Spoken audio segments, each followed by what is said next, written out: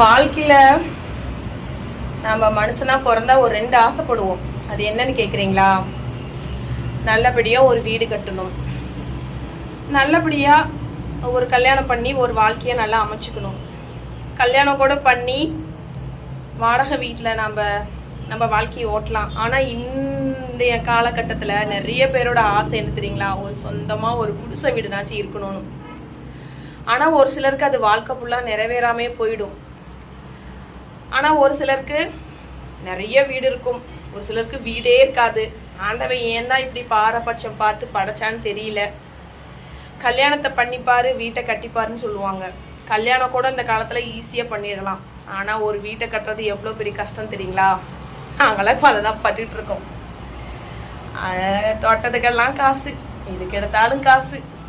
வீட்டை கட்டி ஒரு நிலை நிறுத்திடலாம். அதுக்கப்புறம் அந்த பூச்சி வேலை, பைப்பு, லொட்டு லொசுக்கு, எவ்வளோ செலவு. வீடு கட்டுறது இப்போ என்ன காலகட்டத்தில் அவ்வளோ கஷ்டம். கல்யாணம் கூட ஈஸியாக பண்ணிடலாம், குழந்தைங்க கூட ஈஸியாக பெற்றுக்கலாம். ஆனால் வீடு கட்டுறது ரொம்ப ஒரு தைரியமான, கடன் வாங்கி கட்டிடலாம் அப்படிங்கிற ஒரு நமக்குள்ள ஒரு அசாதாரணமான ஒரு தைரியம் இருந்தால் மட்டுமே வீடு கட்ட ஆரம்பிப்பாங்க எல்லாரும். ஏன்னா வீடு கட்டுறது அவ்வளோ கஷ்டங்க. அதுங்க நாங்களாம் கட்டி ஓரளவுக்கு கொண்டு வந்துட்டோம். இது ஃபினிஷ் பண்ணுறதுக்குள்ளே கண்ணா மொழி பிதுங்கிடும் போல். யாரெல்லாம் வீடு கட்டிகிட்டு இருக்கீங்க?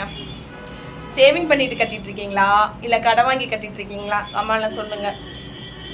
சேவிங் பண்ணி 5 லட்ச ரூபா சேவிங் பண்ணாலும் நம்ம 5 லட்ச ரூபாய்க்குள்ளலாம் வீடு கட்ட முடியாது, சரிங்களா? எப்படியும் நம்ம கையை மீறி தான் போகும்.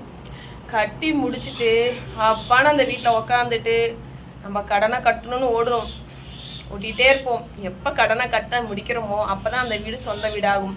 எவ்வளோ நாள் நமக்கு அந்த வீடு சொந்தம்? இந்த பூமியில் வாழ்கிற வரைக்கும் தான். எப்பவுமே இந்த பூமி நமக்கு வாடகை வீடு தானே. உண்மையா இல்லையா? உண்மையா ஒரு கமெண்ட் பண்ணுங்கள், அப்படி ஒரு லைக் போட்டுருங்க. Thank you so much. பாய்.